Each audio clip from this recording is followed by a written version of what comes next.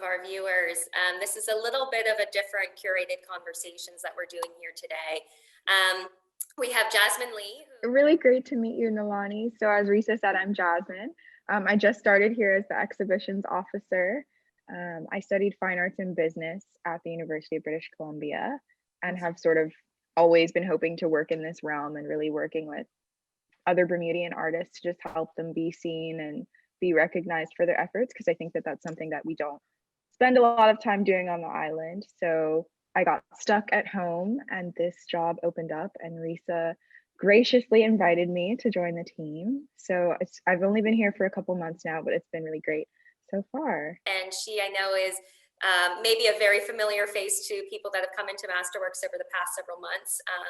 She interned with us before, as she mentioned, and now is here full time as our exhibitions officer. And really thought it would be great for the two of us to connect today with a very special guest, Nalani Dowling. And Nalani is a Bermudian who is working within arts, or has been working within arts administration for some period, and has been involved in a very, very interesting project at the High Museum in Atlanta. And so thought it would be an awesome opportunity to just have a discussion and just talk about that project. And obviously we're in the middle of COVID, right? So, and we're kind of in our wave two, if you will, in Bermuda. And so, you know, seeing kind of the digital platforms out there for museums has been actually one of the more rewarding elements of, you know, being stuck within one location and having our museum, which was closed before, we're still open now. But so seeing, Nalani, your project in Atlanta was fabulous, and just seeing you as the front person for that. So Jasmine and I just thought it would be wonderful to connect with you and just share this project with our viewers. So Jasmine, thanks so much for introducing yourself. Nalani, why don't you introduce yourself to our membership? Nalani Dowling. I'm from Bermuda. I'm Bermudian. In 2015, I went to Spelman College in Atlanta to start my undergraduate education. And then in my final year there, I began working for the High Museum of Art in Atlanta as a research assistant for an exhibition that they were planning for the year 2020 called Picture to Dream. And it tells the story of the civil rights movement through children's books and through picture book illustration. And that kind of job was it was very specific, but it was also perfect for me in a sense because my undergraduate degree was in studio art, so I was a practicing artist, but also my minor was in writing. So I had started to do a lot more fiction writing, and the summer before, I'd done an internship at a children's book publisher in Atlanta. So it seemed like I had this weird, unique combination of skills where that position at the museum was perfect for me, and it was really interesting for me.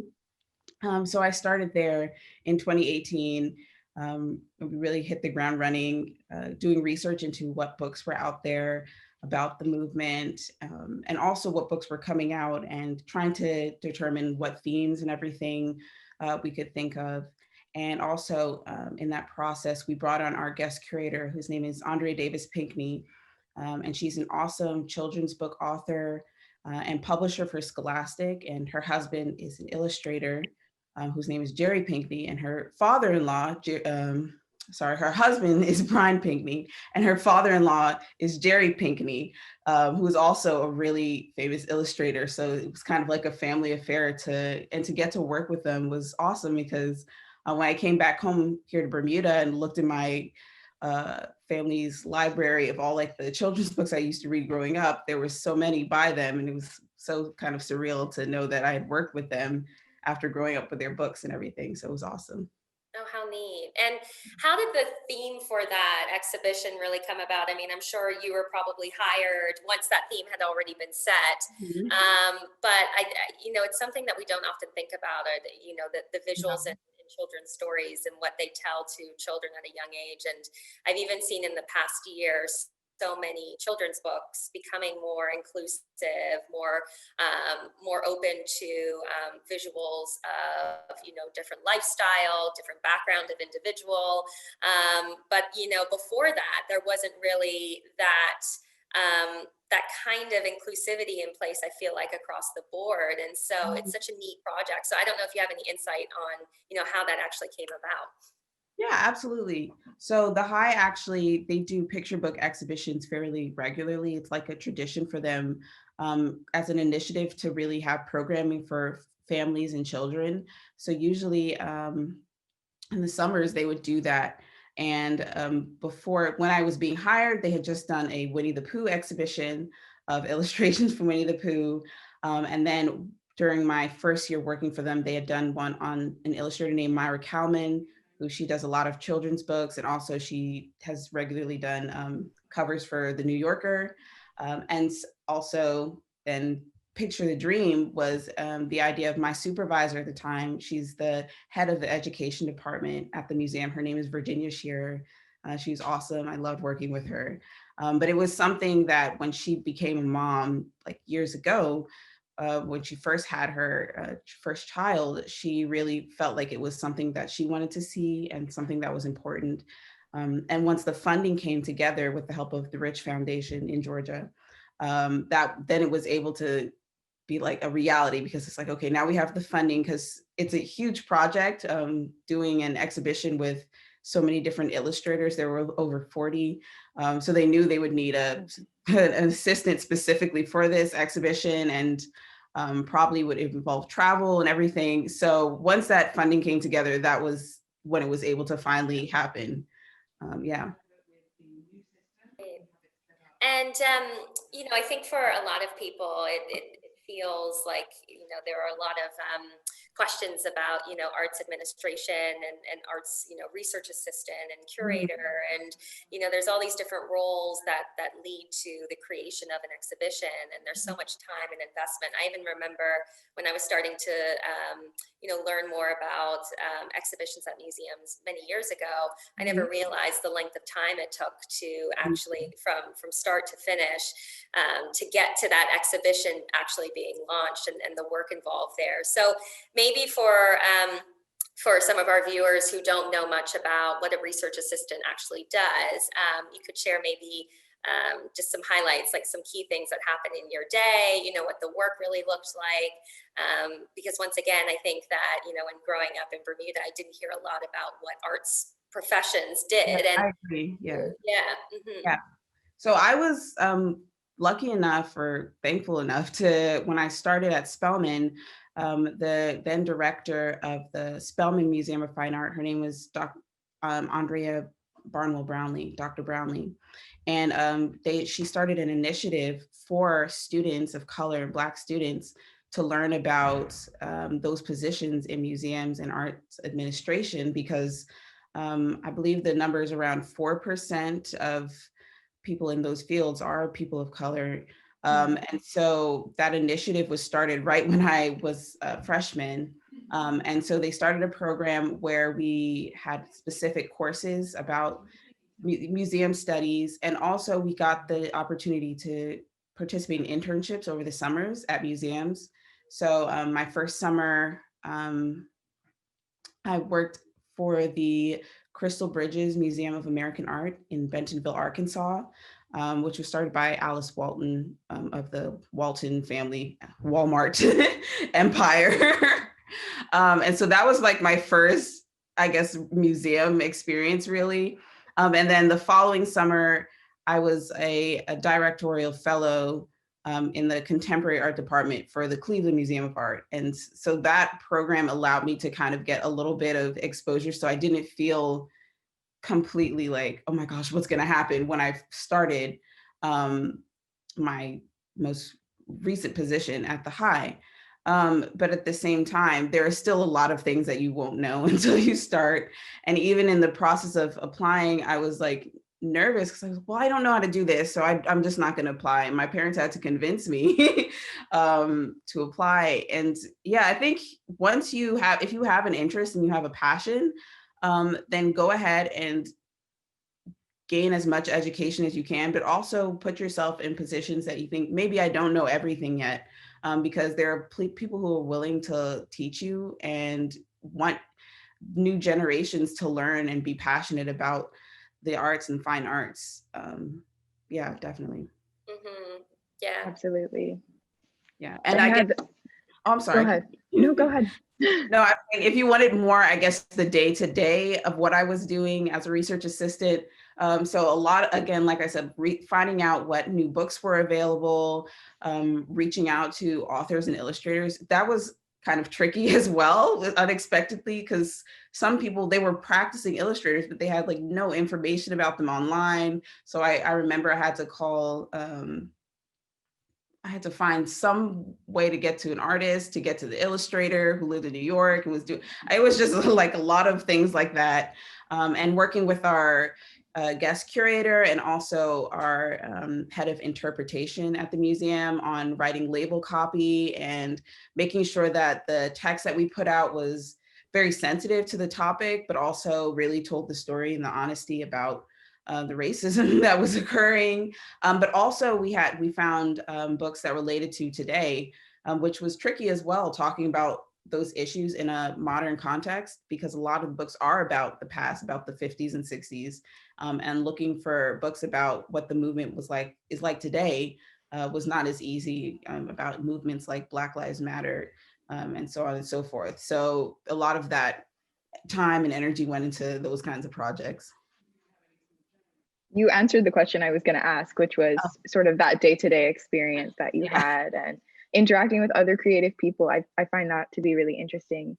You know, reaching to other illustrators or other artists and really building your network that way. You just never know who you're talking to. So I didn't know if you had a very similar experience in that vein. Yeah, I did. And also I got the opportunity to like produce a short documentary for the exhibition, which that was really awesome because it was kind of at the beginnings of my interest in film and the film industry. And so we worked with an awesome group called the Palette Group, which is a creative filmmaking company in Atlanta. And I got to work with them really hands-on in that process of finding the people who we wanted to interview and like working out what the story was going to be for the documentary, what questions we wanted to ask. And even while we were in the midst of filming, that's when COVID happened and we were supposed to travel to like DC and New York and got all these people and it just didn't work out. But then other things happened that really helped tell the story anyways, because that's when over the summer, a lot of the racial unrest was happening in Atlanta and a lot of the protests and everything. And they had the really great foresight to go out and say, well, we're going to go and film these protests as they're happening.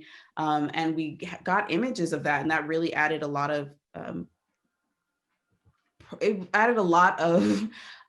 visual context as to why the topic was still important today.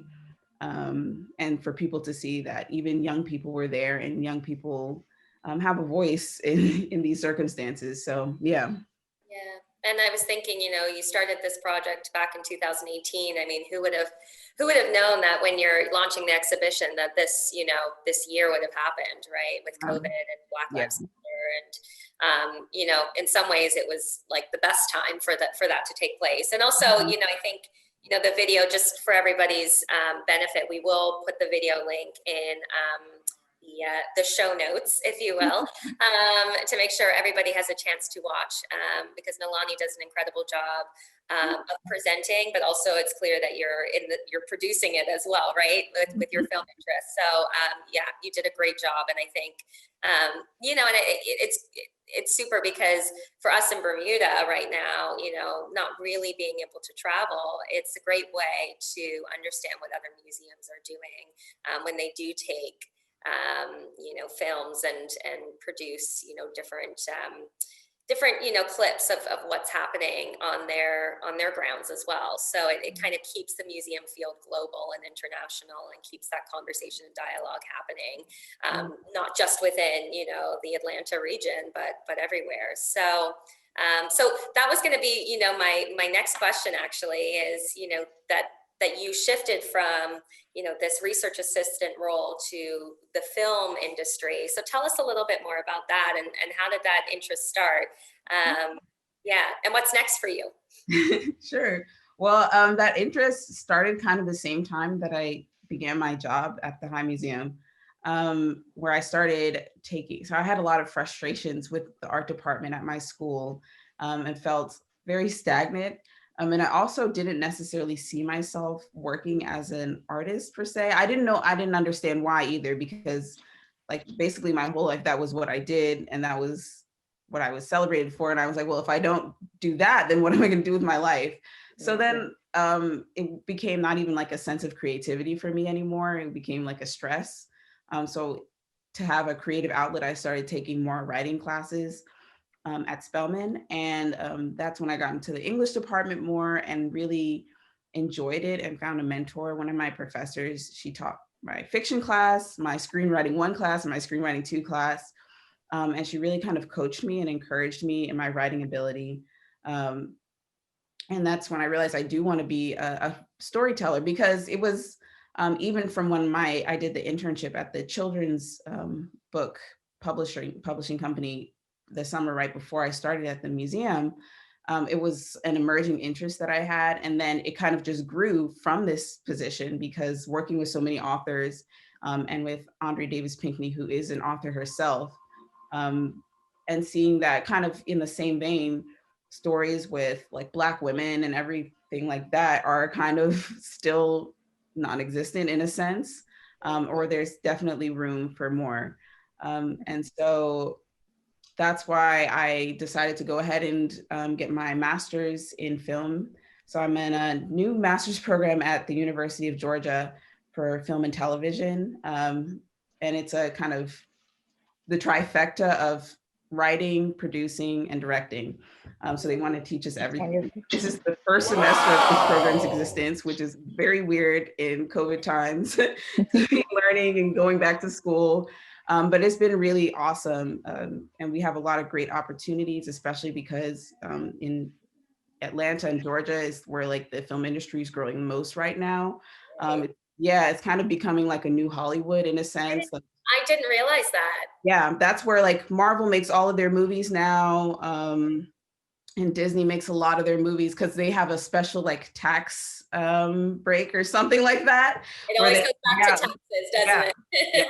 Exactly. So now the industry is kind of, and I think because things are getting more, I guess, compact in California, people are kind of starting to disperse more, and Georgia is picking up a lot of those people in that industry. So it's growing a lot. And so it was just kind of the perfect timing, right, while it's still in the beginning stages for this program to start at my school and for us to get hands-on experience. So the first year of the program is at UGA in Athens. And then the second year will be at a studio called Trilith Studios, which it used to be called Pinewood and just rebranded this summer. And that's where like Marvel has their like special backlot and all this stuff, and they're still growing and everything, trying to make it a whole community. So it's really exciting. And it's something that I never necessarily pictured myself doing when I started my undergraduate years, but I'm really excited about. Picture what they're gonna do. I mean, yeah, exactly. Jasmine, what did you study again? It was fine art? Yeah, so studio arts, fine arts, the same thing. And it was, you know, that's what I said I was always going to do. That was going to be it. I was going to practice, you know, very similar to you, Nalani. And then I had a prof as well who just really empowered me as a woman and a woman of color to do research in, you know, other female artists, other Black artists. And that encouragement was something that really struck with me, that I wanted to be that person that's really helping people to be more aware and to be more engaged with, hey, there are artists outside of Picasso and Duchamp and all of these big names. There are talented and equally successful people who are not just the white male artist who's made all the money in the art historical narrative. So for me, that kind of became my shift, where I still love art, I still love making art, but I've been more pushed to be in this more of a facilitator role and an educator role is kind of where I see myself with other artists and other creatives. And that's amazing. And that's really important, because then a lot of the scholarship and a lot of the research and everything, that's where a lot of times artists of color get left behind, is because if there might be a trend one moment where like, especially like Black artists are popular, and then once that trend is gone, no one's talking about them anymore. So it's really, really important to have people like you in the field. So thank you. Yeah, I feel that especially in this year as well. You know, the attention's really been shifted to how valuable art is in such a time of crisis.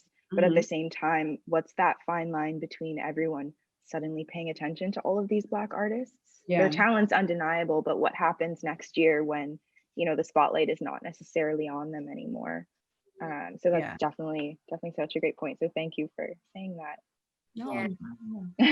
It's so important to keep the dialogue going. And Jasmine and I we're planning an exhibition in June of next year. But you know, what's something we're trying to like grapple with is, okay, but we don't want it to be a standalone. We want it to be, you know, we want dialogue to continue from now until then. We want the dialogue to go thereafter. You know, we want to keep it going. So that is the challenge for arts administrators right now, is that we need to put the spotlight on those that haven't had the spotlight in the past, and make sure that we really think about how to level the playing field. And it's going to take time. Like it is, I mean, I even think what's crazy is like in the past maybe 5 years, there's all of a sudden it's been like, oh, there are female artists, you know, like it's just like, oh, wouldn't you know? Yeah. Wouldn't you know? And now there's all these books coming out about female artists and podcasts and things like that. But man, did that take forever to get there? And, you know, and so looking at the groups in society that have been marginalized from an arts perspective, you know, it will take time. But I think the more people that we get into arts administration and the more diverse we make the field, then the better we are in terms of having the right representation at the table discussing, you know, diversity and inclusivity. So yeah, I you know, I think it's great that Jasmine's on the team and she's got the interest and happy to be here. The world.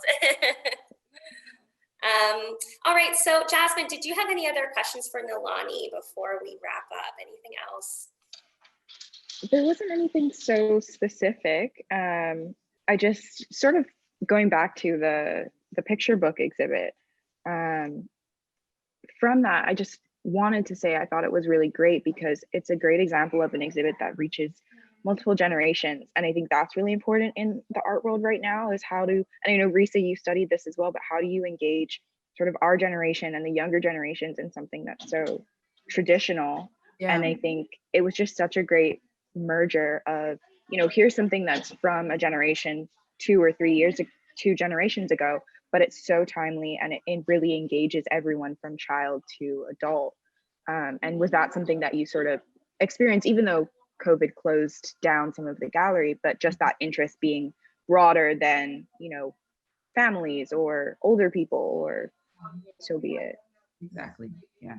A lot of the choices into that were, well, how can we make this accessible for children, even down to like, how high do we hang the paintings on the wall, which is something I never thought about before, but it's something that they were very like, oh yes, no, we need to make sure that they can see the images, which is like, oh yeah, duh, but you don't really think about it at first. So yeah, that's awesome. And other than that, and I think, you know, on that point, I think it's the museums are challenged now to, you know, they have been over the past, you know, 10 years or so, to really kind of shift gears, because I think, you know, people are expecting more from museums. And I think what this past year showed to me personally is like, when people felt lost, like there was nowhere to turn, they didn't feel like they had the political leadership or, you know, whatever, you know, people protecting them, they turned to museums, right? And they were like, you need to, you know, take a stand on this. And they actually made the museum really think critically about what they were doing to serve the community versus housing a collection that's really valuable, which is so important. But you have to think about, okay, what are we doing to really be institution and anchor organization in the community? Like, what does that role look like? And so I think it'll be interesting to see how things shift over the next couple of years with museums across the US. Like what is the fallout of this past year, and how does that shape, you know, the way that they move forward? And even here in Bermuda, we have to think about that, right? You know, as a museum here at Masterworks that is dedicated to a collection based on Bermuda, we also have to be very, keep our community very close to that as well, because we are here to serve the Bermuda community. So, so more on that to come. And and Nalani, I mean, I think it's incredible hearing your story. And I really thank you for your time today, because, you know, I think, like I said, I just don't think a lot of people appreciate all of the awesome things that Bermudians are doing out and about in the world. And especially whenever I hear of somebody in arts, I'm like, oh yes, I gotta hear more about that. So thank you so much for your time today. And I take it you're in Bermuda doing your coursework through Zoom and technology and Yeah, I'm in Bermuda. The semester is over, but yeah, I was in Georgia for the semester pretty much up until Thanksgiving. And then we went to online for the rest of the semester. And then now I go back in January for us. We're having, in-person classes still. So yeah, That's thankfully awesome. my cohort is small. There's 12 of us. So they're able to regulate things safety wise. So we don't really feel nervous in that sense, but it is just weird because Athens, Georgia is definitely a college town and people like to be out and about, crowding in the bars and stuff. So yeah, I just kind of go to class, go home, because I'm not trying to get sick along the way. They'll just prompt you to be more studious, right? Exactly. Yeah, me and my roommate, we get to know each other well. So. Exactly. Well, thanks so much, Nalani, and I hope you have a wonderful holiday with your family. And take care. And I can't wait to hear, what your next adventure looks like. And I'd love to kind of touch base next year and just have a catch up. So all the best this holiday season. Yes, it was great talking to you both. It was great to meet you as well. Bye. Thanks, Nalani. Bye. Bye.